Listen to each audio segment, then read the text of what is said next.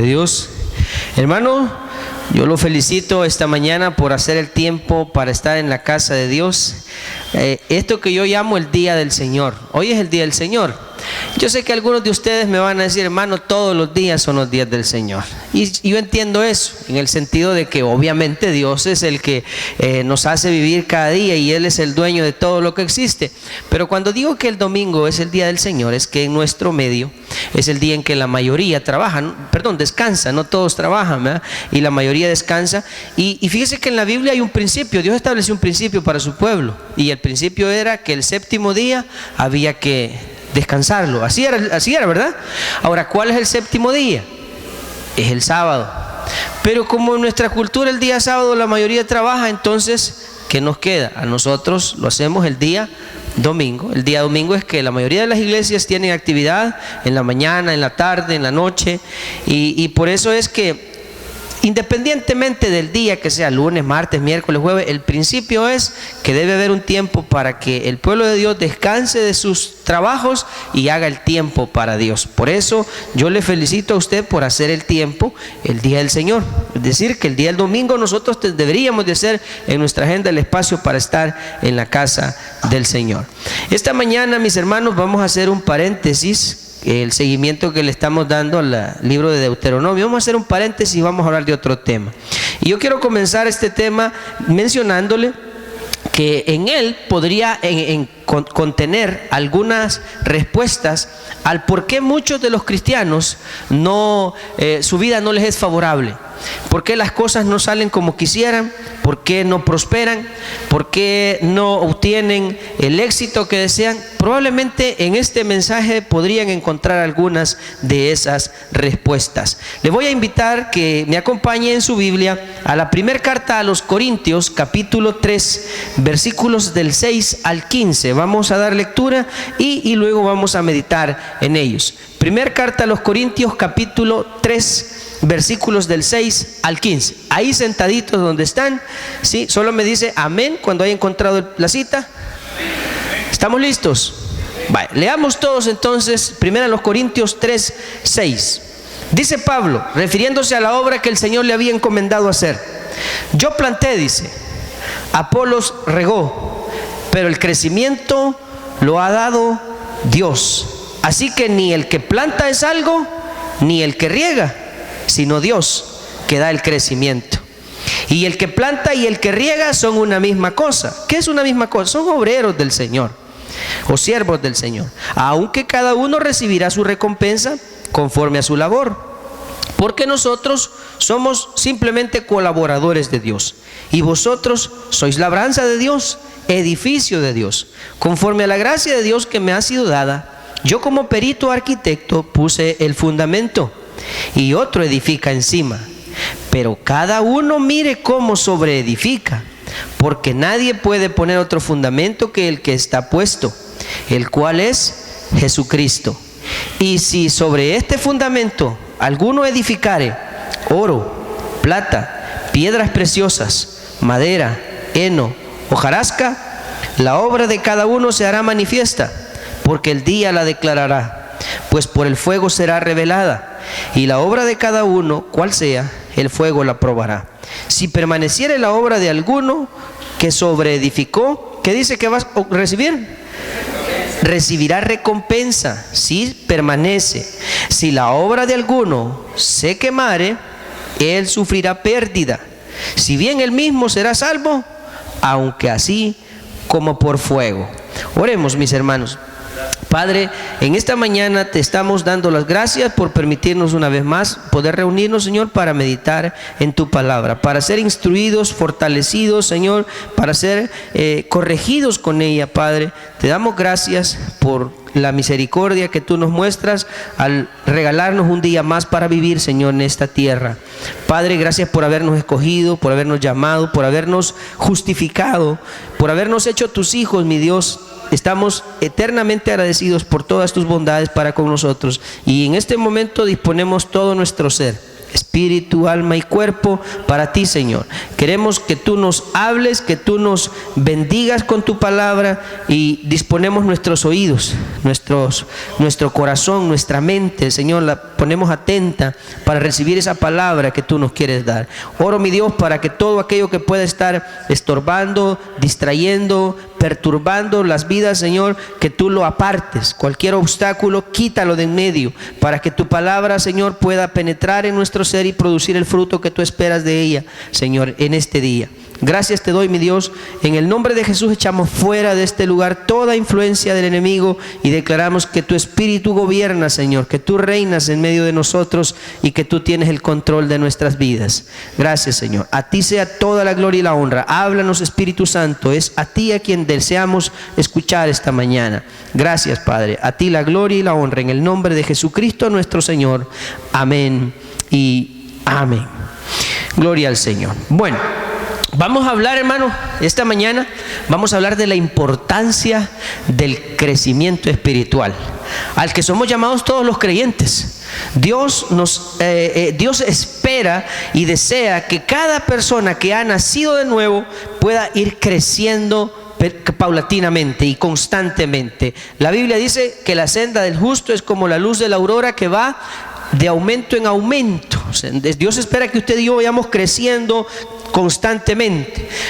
Él nos ve, en este pasaje el Señor nos compara como la labranza de Dios. Si usted ve en el versículo, déjeme ver qué versículo es, dice, vamos a ver, me acabo de ver dónde está, que dice que somos labranza de Dios. El 9, gracias, el 9 dice, porque nosotros somos, dice, colaboradores de Dios, y vosotros, refiriéndose a la iglesia, dice, sois labranza de Dios. Cuando ese término labranza de Dios se refiere a que somos el huerto de Dios, somos el campo de cultivo de Dios. Dios nos ve a nosotros como la planta que Él ha sembrado. Él ha sembrado la semilla y ahora se espera que nosotros estemos creciendo y a su tiempo demos fruto. Por eso dice que somos labranza de Él. Y Dios usa a sus siervos para sembrar la semilla. Por eso dice Pablo, yo planté, en el versículo 6 dice, Apolos regó, pero el que da el crecimiento es Dios. Y al único que le corresponde algún reconocimiento es a Dios. Pablo lo dice, porque ni el que siembra es algo, ni el que riega, sino Dios, dice, que da el crecimiento. Así que si a alguien debemos darle gracias por nuestra vida espiritual, es a Dios, no a sus siervos, a los que Él usa, porque simples son instrumentos. Dice Pablo, ni el que siembra es algo, ni el que riega, sino Dios. Ahora, Él solamente utiliza a esos siervos para llevar a cabo la obra, para que nosotros como hijos de Él, como ovejas de su prado, podamos llevar ese crecimiento, el crecimiento que a su tiempo ofrece resultados no solo para la gloria de Dios, sino para beneficio nuestro. Dios desea que esa semilla que ha sido plantada a su tiempo produzca frutos. Quiero que vea conmigo, por favor, Mateo 13:23, cuando el Señor estaba explicando la parábola del sembrador. Él hizo, al terminar de explicar la parábola, Él comparó la semilla que cayó en buena tierra de la siguiente manera. En Mateo 13:23, Jesús, explicando la parábola del sembrador, dijo la siguiente explicación en el versículo 13.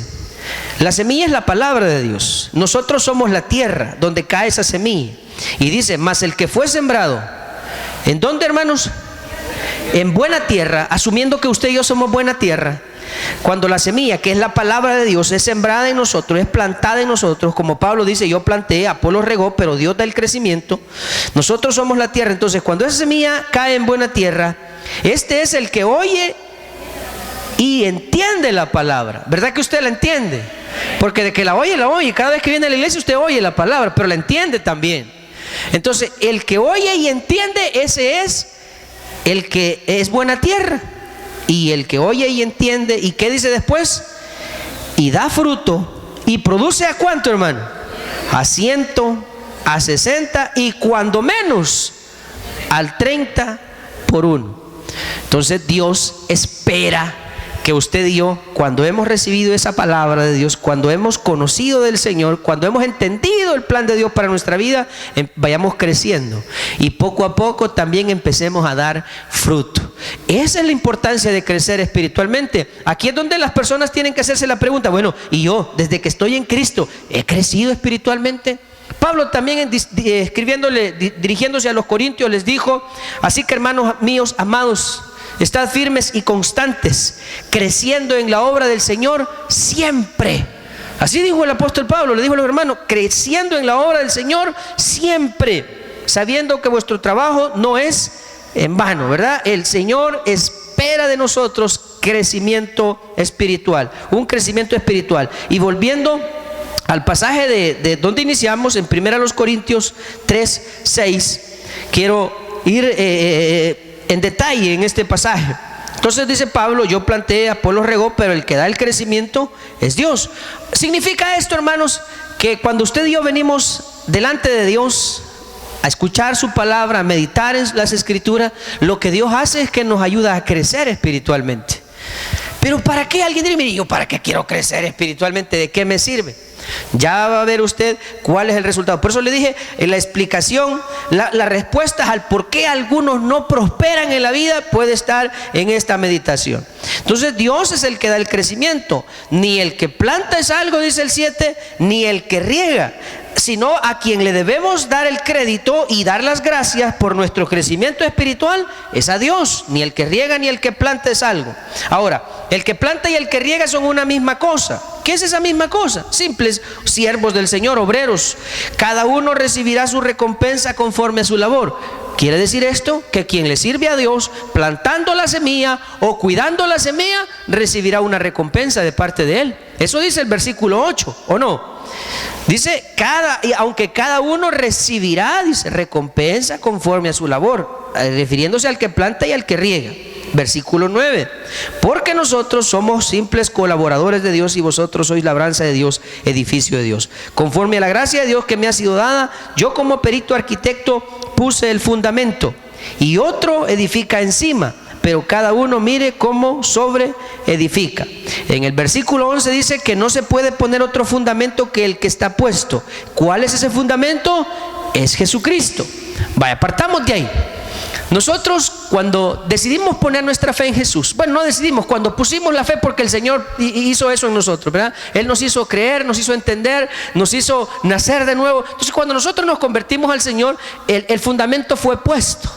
Y a partir de ahí nosotros hemos depositado en el Señor nuestra fe, nuestra confianza, nuestra esperanza está en Cristo. Y nosotros dependemos de Él. Por eso la carta de los Romanos dice: mas el justo por su fe vivirá. Diciendo que por esa fe nosotros sabemos que vamos a ser salvos. Que por esa fe Dios se hará cargo de todas nuestras necesidades. Que por esa fe que nosotros tenemos en Dios podemos estar seguros que no nos hará falta nada. Entonces el justo vivirá por fe. Ese es nuestro fundamento. Pero eso solo es el principio. A partir de ahí, como hijos de Dios, Dios espera que nosotros vayamos creciendo espiritualmente, creciendo en el conocimiento de Dios, creciendo en la gracia de Dios. Por eso dice que Pablo puso el fundamento. Y dice en el versículo 10, en el versículo 11, no, en el 10 es: yo como perito arquitecto puso el fundamento y otro edifica encima. Cuando dice que otro edifica encima, nosotros platicábamos de esto con los pastores hace algún tiempo. Viene alguien y nos habla del Señor y ese es el fundamento. Pero la idea es que sobre ese fundamento, si otro viene a edificar encima, que sea sobre ese fundamento. Pero el problema es que hay muchas personas que nos vienen a hablar de diferentes cosas que no es que están sobre edificando, sino que están poniendo otro edificio a la par. Espero que me entiendan. Que en lugar de seguir edificando nuestra fe, nos empiezan a hablar de otras cosas. Eso no es sobre edificar, sino que eso es seguir haciendo otras edificaciones. Que en lugar de llevar un edificio hacia arriba, una torre, un edificio de varios pisos, que hicieron el fundamento y luego hicieron la primera planta y luego la segunda, la tercera y así sucesivamente, que en lugar de llevar esa construcción en orden hacia arriba, van haciendo otro edificio a la par y otro después y otro del otro lado. Entonces Dios dice: no, ya pusimos el fundamento que es Cristo. Yo como perito arquitecto, dice Pablo en el 11, puse el fundamento y otro edifica. ¿En dónde debe edificar? El que sigue, el que continúa esa obra, ¿dónde tiene que edificar? Encima. no a un lado, o sea, no poner otro fundamento. Nuestra fe tiene que estar fundada en Cristo y de ahí en adelante vamos a crecer sobre ese fundamento. Sobre el fundamento de que Cristo es nuestro Señor, de que nuestra fe tiene que estar puesta en Él y que nosotros confiamos completamente de su gracia. Dice entonces que Él puso el fundamento, otro edifica encima, pero cada uno, y aquí viene la parte de cada creyente, en el versículo 10 al final, pero cada uno, cuando dice cada uno, esa es responsabilidad de cada persona. ¿Qué tiene que hacer? Mire cómo. Ahora, y usted está viendo cómo sobreedifica. Esa es la pregunta que esta mañana yo le quiero hacer a usted. Y usted está viendo cómo. Porque, alguien, sea quien sea, vino y le compartió a usted el evangelio del reino. Y usted lo recibió, lo creyó, ¿sí? Lo hizo suyo, se apropió de él. Ese es el fundamento. Usted puso su fe en Jesús.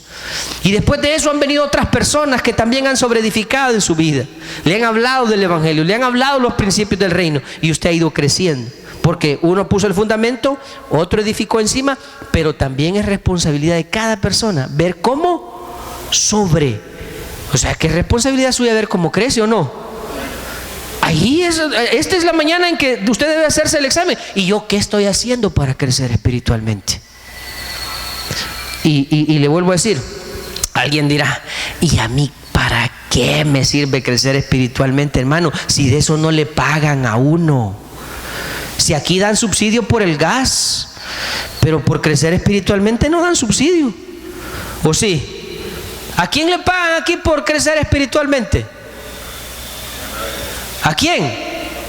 Levante la mano, ¿quién ha recibido un pago por crecer espiritualmente? Amén. Yo creo que algunos ya me agarraron la idea. Y ya van a ver, ¿quién dice que no nos paga? Claro que sí. Y si no, ¿qué dice allá en el versículo, déjeme ver dónde está, en el 14? Que si la obra que nosotros hayamos construido, de haber sobreedificado, permanece, ¿qué dice que vamos a recibir? ¿Y de dónde cree que viene esa recompensa? Entonces, ¿le han pagado a usted por sobreedificar o no? Ajá, hoy le vuelvo a preguntar, ¿a cuántos les han pagado aquí por sobreedificar? ¿Verdad que sí nos pagan? Que no nos pagan así el cheque y aquí está. Pero esas bendiciones, lo que usted le llama la bendición, que le subieron el sueldo, que lo promovieron en su trabajo, que todo eso que usted califica como una bendición, que no se enferma, que no sé, todo lo que usted ve como una bendición, que compró su casa, que compró su carro, todo eso, que le aprobaron la visa, todas esas cosas que usted califica como bendiciones en su vida, ¿y qué cree que son? Es el fruto de que usted ha estado sobreedificando su vida espiritual, de que usted ha estado cultivando espiritualmente. Eso es. Entonces, ahí ya va teniendo sentido. Hermano, o sea que si yo le dedico tiempo a mi vida espiritual, si me tomo el trabajo de ir sobreedificando, como usted dice, ¿verdad? Ya pusieron el fundamento, y si yo sigo trabajando en ese edificio y poco a poco voy creciendo espiritualmente, ¿puedo recibir algún resultado? Claro que sí. De eso se trata. Esa es la importancia de crecer espiritualmente. Hay algunos que ahora se quejan de que, hermano, mira qué mal me va a mí, y yo ya acepté a Cristo, si yo de vez en cuando vengo a la iglesia, pero yo no veo la mía. Que no está creciendo espiritualmente quizá. Y entonces lo que está pasando, hay una respuesta, pero no me quiero adelantar a esa parte.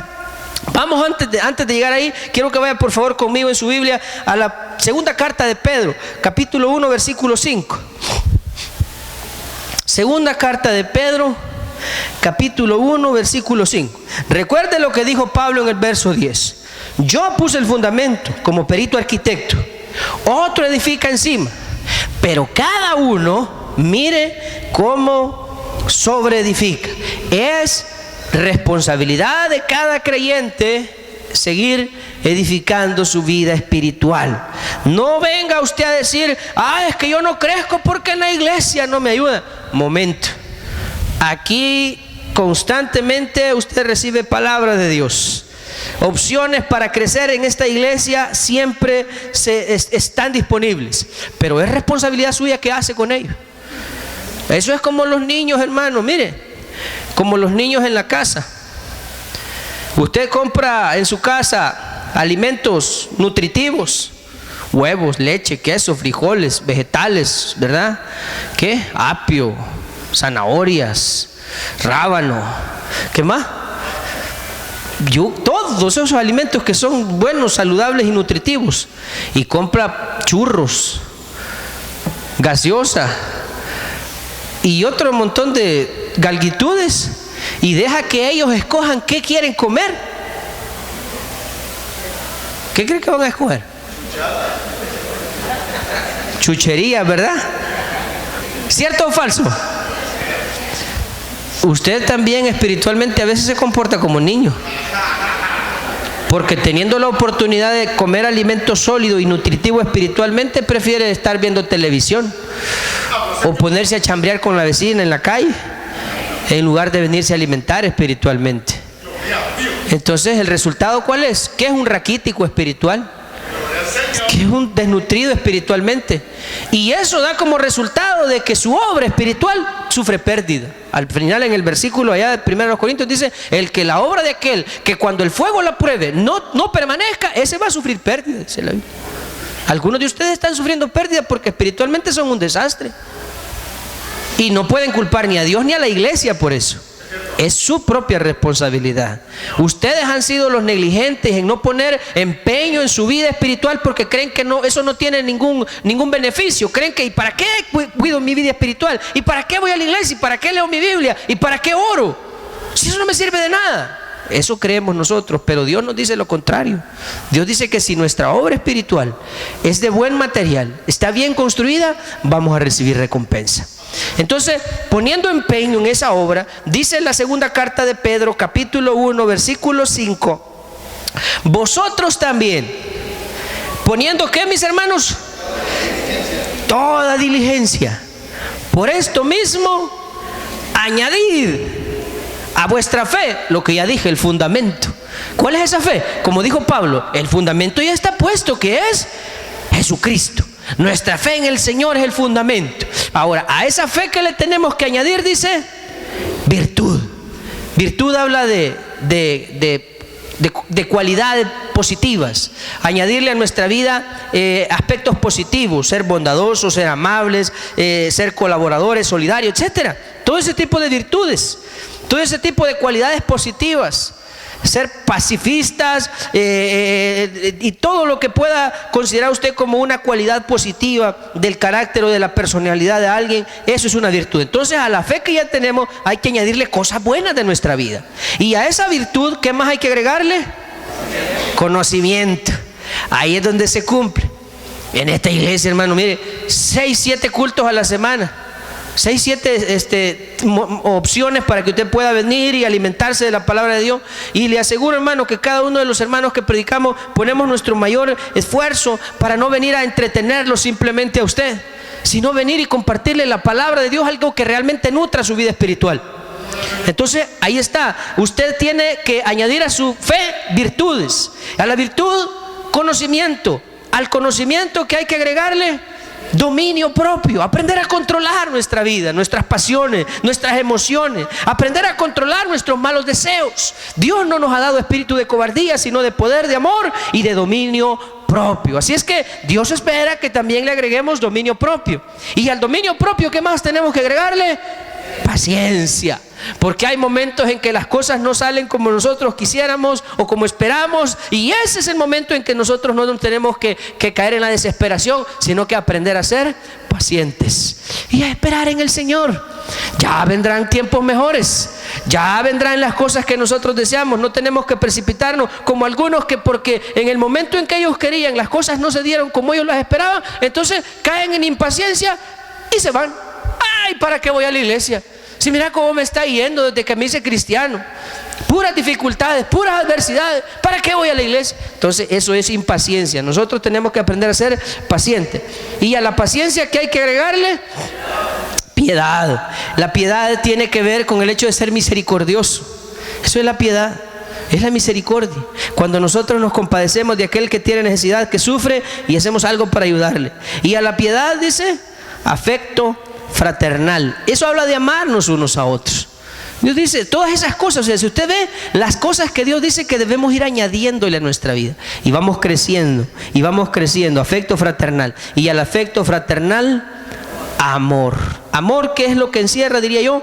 Que une todos estos elementos. Porque si nosotros no amamos a Dios y amamos al prójimo, imposible que hagamos todo lo que dice Pedro, que tenemos que añadirle a nuestra vida espiritual. Al fundamento, que es nuestra fe, tenemos que ir agregándole otros elementos, ¿verdad? Añadid, dice Pedro. Añádanle a su vida. Crezcan espiritualmente. Ya nacieron de nuevo. Ya pusieron el fundamento, pues ahora sigan edificando. Lo que Pablo nos está diciendo en la carta a los Corintios. ¿Qué ocurre cuando nosotros estamos edificando, sobreedificando nuestras vidas? Versículo 8. Porque si estas cosas están en vosotros y abundan, dice, no os dejarán estar ociosos ni sin fruto. Eso es importante. Cuando esas características que Pedro menciona ahí están presentes en nuestra vida espiritual, cuando hay fe, cuando hay conocimiento, cuando hay virtud, cuando hay afecto fraternal, cuando hay piedad, cuando hay amor, cuando está todo eso en nuestra vida, dice, si esas cosas se están cultivando, si esas cosas se están aprovechando, entonces ustedes no van a estar de haraganes espiritualmente, de flojos espiritualmente, sino que van ni tampoco sin fruto, porque es de lo que yo le decía hace un rato. Cuando el Señor puso la semilla en nosotros, si somos buena tierra, ¿qué dice el Señor que va a ocurrir si somos buena tierra? ¿Se acuerda? Mateo 13:23 dice, si es buena tierra va a producir frutos a 100, a 60 o a 30. Vale. Pero ¿y si usted no produce fruto, qué pasó? A lo mejor lo que dice el versículo 8 que hemos leído no está pasando en su vida. Usted no está creciendo espiritualmente, no se está añadiendo a su vida nada. Entonces cámbiele usted el sentido del versículo 8. Dice, si estas cosas están en ustedes, no van a estar ni ociosos ni sin fruto. Ahora, pero si esas cosas no están, entonces ¿cómo estaríamos? ¿Qué es ocioso? Haragán, ¿verdad? Ocioso es haragán. Entonces, le pregunto, ¿cuántos de ustedes son flojos espirituales? ¿Ah? ¿Cuántos de ustedes son flojos espirituales? ¿Cada cuánto viene usted a la iglesia? Y cuando viene de buena gana o viene porque tiene que venir a sacar el carnet y hoy es último día. ¿Ah? Si ustedes los que no vienen por convicción, discúlpeme, usted es un flojo espiritual. A usted no le interesan las cosas espirituales. No le interesa crecer espiritualmente. Usted está aquí porque ni modo, hoy tenía que ir. Si no, mañana no me lo van a dejar entrar al colegio o no me van a dejar jugar. Entonces eso significa que usted, su vida espiritual le vale un pepino. Y luego, más adelante le voy a decir, no se queje. Si su vida espiritual usted sufre pérdida, no se lamente. Es usted el que ha construido con... Esto es como alguien que quiere hacer su casa con palitos de ¿qué? De higuero, ¿verdad? Madera bien fina, hermano. Con palos de higuero y forrarla con cartón. ¿Sí? Y espera que en el invierno la casa permanezca y le dure 100 años. Eso es absurdo. Si usted su vida espiritual la construye con varitas y la tapa con hojitas, cuando venga la tempestad, que no le quepa duda que de su casa no va a quedar ni rastro. Su vida espiritual va a ser una historia, un chiste, ¿verdad? Pero si usted utiliza buenos materiales, entonces cuando la tempestad venga, cuando las pruebas de la vida la sometan a prueba, entonces vamos a ver quién es quién. Sigamos entonces aquí, dice, yo le decía, Pedro plantea que quienes han cultivado en su vida espiritual estos elementos que mencionamos, ¿verdad? Fe, virtud, conocimiento, dominio propio, paciencia, piedad, etcétera. Quienes han cultivado en su vida, esas personas no van a estar ni de haraganes ni sin fruto, es decir, que van a producir fruto. Lo que Dios decía, el que siembra la semilla y es buena tierra, esa tierra va a producir al menos al 30-1. Volvámonos entonces allá a Corintios. Por favor. Entonces dice Pedro, Pedro y Pablo, ¿verdad? Suena a los picapiedra, ¿verdad? Entonces dice Pablo en el versículo 12: si sobre este fundamento, el fundamento que ya mencionó, que es Cristo, cada uno, alguno edificare, mire los elementos que menciona en el versículo 12: oro, plata, piedras preciosas, y luego mire, cambia un poco la tónica: madera, heno, hojarasca, la obra de cada uno se hará manifiesta, porque el día la declarará, pues por el fuego será revelada. Vaya, detengámonos ahí. Pablo menciona en el 12 elementos que alguien podría utilizar, según él, para construir, dice, algo que realmente sea consistente, algo que dure. De esos 6 elementos que Pablo menciona en el versículo 12, si usted quisiera hacer algo que realmente resista, ¿cuáles escogería? ¿Los primeros 3 o los segundos 3? Los primeros 3, ¿verdad? ¿Cuáles son los primeros 3?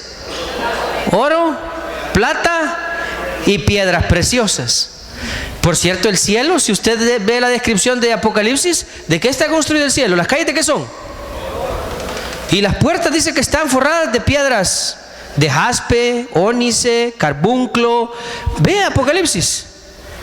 Y dice que los materiales, esos son los materiales de los que está construido el cielo. Así como dice el Señor en Apocalipsis, léalo. Son los materiales que menciona la Biblia. Ahora, ¿qué pasaría? Porque él habla del fuego. El fuego la probará. ¿Qué será más resistente al fuego? ¿El oro, las piedras preciosas y la plata, o la hojarasca? El heno. ¿Sabe cuál es el heno, verdad? ¿Sí sabe cuál es el heno? Es la paja, pues. ¿Hay algunos de ustedes que paja les han dado? ¿Verdad? Pues sí, sacate, pues. Ese sacate que ni pesa ni... Y usted le pone fuego a ese sacatal. ¿Por qué cree que en estos días allá el Walter Denninger no, si una pasadita le hizo el fuego? Porque usted vaya, ahorita la maleza está seca, que con el calor que hace, con un poquito que le pongan fuego y se quema, pero rápido. Hay algunos que espiritualmente el diablo va y les echa una chispita ahí, y así vea, una sola pasadita. ¿Y qué quedó de su vida espiritual? Cenizas. Cenizas. Pero si usted ha utilizado buen material, entonces su vida espiritual va a permanecer. Quiero mencionar algo más. Allá Pedro decía, por eso cada uno dice, poniendo toda diligencia. Es importante que pongamos empeño en nuestro crecimiento espiritual, hermanos. Se lo repito, es importante que pongamos empeño en nuestra vida espiritual. Entendamos esto. La Biblia dice que Dios es el que pone en nosotros, el que produce en nosotros tanto el querer como el hacer. Eso significa que Dios es el que nos da las ganas y también nos da las fuerzas para hacer lo que Él quiere que hagamos. Entonces lo que tenemos que hacer es pedirle a Él: Señor, yo he descuidado mi vida espiritual, me he vuelto un flojo espiritual, soy un perezoso espiritual. Y como dice la Biblia, hablando del perezoso, pasé junto al campo del hombre perezoso y por todo él habían crecido espinos y ortigas, habían cubierto ya su faz y su cerca de piedra estaba derribada y destruida. Hay algunos que su vida espiritual es como eso, está destruida. No hay cerco, el enemigo se mete por donde quiere y donde debería de haber trigo o debería de haber algo bueno, algo agradable para Dios, hay espinos. Entonces Dios dice que eso les ocurre a los que son perezosos. Espiritualmente, si no hemos puesto el empeño que Dios espera, Pablo dijo, cada uno mire cómo sobreedifica. Esta mañana yo le invito a usted a que ponga más empeño en crecer espiritualmente, que no vea de menos esta tarea de dedicar tiempo a nuestra vida espiritual. Porque usted dice, ¿para qué me sirve? Ahora voy a esa parte. Nuestra obra, lo que hayamos hecho, los materiales que hayamos utilizado para nuestra vida espiritual, tarde o temprano el fuego la revelará. Eso dice el versículo 13. El fuego la va a probar y entonces vamos a ver quién es quién. Yo quiero decirle, hermano, que hay personas que no han cuidado su vida espiritual y lo que sobreedificaron o que ellos le llaman edificar no era más que una simple, así literalmente era paja, era heno, era algo sin valor, era algo sin ningún significado. Entonces, ¿cuál es el resultado? Personas que edifican sobre emociones, sobre intereses personales, sobre algún tipo de aspectos personales que no es lo que Dios es agradable. Yo le quiero poner un ejemplo. Vaya conmigo a Juan 12 del 3 al 6. Un ejemplo de lo que es construir con madera, heno u hojarasca. Juan 12 del 3 al 6. En una oportunidad en que Jesús fue ungido por una mujer con perfume, un perfume muy costoso, hubo uno de los 12 que murmuró. Y yo quiero que usted y yo veamos qué fue de esa murmura. ¿Lo tiene? Entonces María, dice, tomó una libra de perfume de nardo puro de mucho precio y ungió los pies de Jesús y los enjugó con sus cabellos, y la casa se llenó del olor del perfume. Debe haber sido un olor grato. Y dijo uno de sus discípulos, ¿quién? Judas Iscariote, ¿verdad? ¿Qué dijo Judas? El que le había de entregar, dice, ¿por qué no fue este perfume vendido por 300 denarios y dado a los pobres? Ay, Judas, qué buena gente sos, Judas. ¿Qué piensa usted del hermano Judas? Vea que era piadoso este hombre. Se compadecía de los pobres, él pensando en los pobres estaba.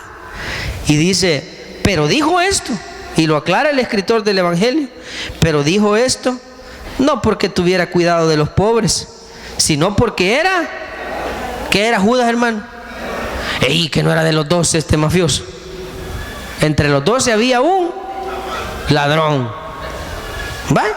Y ahí andaba con el Señor, y teniendo la bolsa sustraía de lo que se echaba en ella. Ahora, ¿por qué seguía ¿por qué seguía Judas a Jesús? ¿Por qué lo seguía, hermano? Por lo que usted ve ahí. Judas seguía al Señor por intereses personales. Judas seguía a Jesús porque le robaba. Eso. ¿Y usted por qué sigue a Jesús? ¿Por qué está aquí usted? Espero no se vaya a ofender, pero si usted aquí está solo porque quiere ir a jugar un partido de fútbol, qué poco es su fe. Ese es el gancho para que usted venga y escuche del Señor. Pero lo que se espera es que usted se enamore de Cristo y entienda que el único que le puede dar vida eterna es Jesús. Eso es lo que esperamos, ¿verdad? O sea, alguien nos ha acusado que la iglesia del fútbol, el fútbol ha sido un gancho.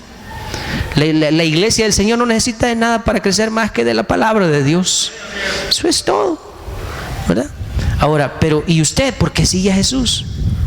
¿Me entiende? O sea, aquí es donde se va a probar nuestra fe. ¿Qué somos? ¿De qué estamos hechos? Y viene en el capítulo 22 de Lucas. Vea Lucas capítulo 22, versículo 3. Del 3 al 6. Siempre hablando del mismo personaje. Lucas 22 del 3 al 6. Y entró Satanás en Judas, por sobrenombre Iscariote. Iscariote era el apodo de este salvaje. Judas Iscariote, el cual era uno del número de los 12. ¿Está conmigo? Y este fue y habló con los principales sacerdotes y con los jefes de la guardia de cómo este fue a entregarlo, a decirles cómo se los iba a entregar. Ellos se alegraron y convinieron en darle, y no es lo que le gustaba a este, pues, el pisto. Él andaba con él por pisto y lo entregó por pisto, ¿sí? Y él se comprometió, traidor, y buscaba una oportunidad para entregárselo a espaldas del pueblo. Ahí está. ¿Por qué seguía Judas a Jesús? Por amor al dinero. Yo conozco gente que está metida en el evangelio por amor al dinero. Yo también. Sí, yo conozco gente que por eso están metidos en el evangelio, que no son otros los intereses más que el amor al dinero. Vivir bien es lo que les gusta. Entonces, ahora, eso, hermano, un día se va a probar. Y a eso es a lo que yo voy. Eso un día se va a probar. ¿Cuándo? No sé, pero eso se va a probar un día. Volvamos a la carta a los Corintios, capítulo 3. Versículo 3 estábamos, ¿verdad? Y la obra de cada uno se hará manifiesta, porque el día la declarará, dice, pues por el fuego será revelada. Y la obra de cada uno sea cual sea, el fuego la probará. Si permaneciera la obra de alguno que sobreedificó, ¿qué va a ocurrir, hermano? Vaya, aquí es donde yo le quiero ir dando el verdadero sentido del por qué, la importancia de cuidar la vida espiritual. Cuando yo he cuidado mi vida espiritual y he ido sobreedificando sobre el fundamento que el Señor puso, sobre aquellos que fueron edificando sobre ese fundamento, y yo voy haciendo la obra, entonces cuando el fuego de las pruebas de la vida vengan, si lo que yo edifiqué se mantiene, entonces voy a recibir recompensa. ¿Y qué es esa recompensa? Yo le quiero decir que en este caso Pablo no está hablando de la vida eterna. Pablo no está hablando de la salvación. ¿Por qué se lo digo? Vea lo que dice el siguiente versículo. Si la obra permanece, recibe recompensa. Si la obra de alguno se quema, ¿qué dice que va a pasar? Sufrirá pérdida. Si bien él mismo será, ¿qué dice? O sea que alguien puede ser salvo y en esta vida vivir en pérdida. ¿Me entiende eso? Dice que alguien va a sufrir pérdida aunque va a ser salvo. ¿Y cómo salvo? Aunque así como por fuego. Eso es como aquel que pasa el examen raspadito. ¿Cómo es eso, hermano? Alguien, no hombre, si este es salvo, pero este vive como que fuera pródigo, ¿no? ¿Cómo así como pródigo? ¿Cómo vivía el hijo pródigo? Cuando se fue de la casa de su padre, ¿cómo vivía? Cuidando cuches, ¿verdad? Pero era hijo y tenía una casa donde su papá tenía suficiente para darle. ¿O no? Si él andaba dando lástima por bruto. Así hay un montón que viven como hijos pródigos y andan dando lástima. ¿Por qué quieren? Porque no cuidan su vida espiritual. Y no pueden culpar a Dios y decirle: Señor, que no te das cuenta cómo estoy sufriendo. ¿Cómo no? Pero yo ya te estoy esperando en mi casa. Tú sos el que no pones el empeño y el esfuerzo para cuidar tu vida espiritual. Toda la vida pones excusas: estás enfermo, estás trabajando, estás cansado, no tenés tiempo, es muy aburrido, etcétera. O dígame si usted no vive poniendo excusas para no venir a la iglesia. ¿Verdad que para no venir a la iglesia siempre tenemos pretextos? Entonces luego no nos quejemos si nuestra vida espiritual no produce los frutos que queremos. Sí, ahí está, dice Pablo. Dice, bueno, el que su obra se queme, dice, él sufrirá pérdida, aunque va a ser salvo, dice. ¿Y sabe por qué? Porque la salvación no depende de lo que nosotros hacemos. Porque si la salvación estuviera en nuestras manos, todos la hubiéramos perdido ya. Gracias a Dios que la salvación depende de Él, de su gracia, no de nosotros. Ahora, aquí es donde yo ya me cambio, ¿verdad? Ya no estamos hablando de salvación, estamos hablando de la bendición en esta vida. Ahí sí, porque dice Gálatas 6:7, y yo quiero que busque ese pasaje y con eso vamos cerrando. Gálatas 6:7 dice: no nos engañéis, Dios no puede ser burlado, pues todo lo que el hombre sembrare, eso también segará. Ahí está claro. Si usted edificó bien, va a recibir buen fruto. Si usted edificó mal, va a recibir pérdida. El que siembra para la carne, de la carne segará corrupción. El que siembra para el espíritu, del espíritu segará vida eterna. Entonces, mi hermano, esta mañana yo le traigo a usted la siguiente reflexión. Cuidar la vida espiritual es importante. Dios espera que usted y yo le dediquemos tiempo a nuestra vida espiritual, que vivamos sobreedificando, añadiendo a nuestra fe siempre cosas buenas, creciendo constantemente, a no detener. No importa que a veces el desánimo, el cansancio, qué sé yo, la monotonía muchas veces pueda hacer algún efecto, pero Dios espera que sigamos creciendo, no nos estanquemos, porque si no, cuando las pruebas vengan, vamos a salir perdiendo. Vamos a ser salvos. Yo no digo que no, porque si usted es un hijo de Dios y si Dios lo ha escogido y si usted ha creído en Él, usted se va a salvar, pero su obra sufrirá pérdida.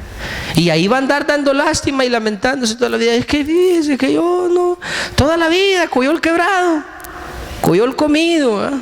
Solo enfermo, solo en el hospital, solo tomando medicinas, le debo a las 11,000 vírgenes, ¿verdad? Quejándose de eso, porque no está poniendo atención a su vida espiritual. La Biblia dice que Dios ha venido para que tengamos vida y vida en abundancia. Pero eso cuando nosotros cuidamos de nuestra vida espiritual. Si utiliza buenos elementos, hermano, ahí va su vida, va a crecer y el fuego va a venir y su obra va a permanecer y usted recibirá recompensa. Así que el que tiene oídos para oír, que oiga. Oremos al Señor. Padre nuestro, te damos gracias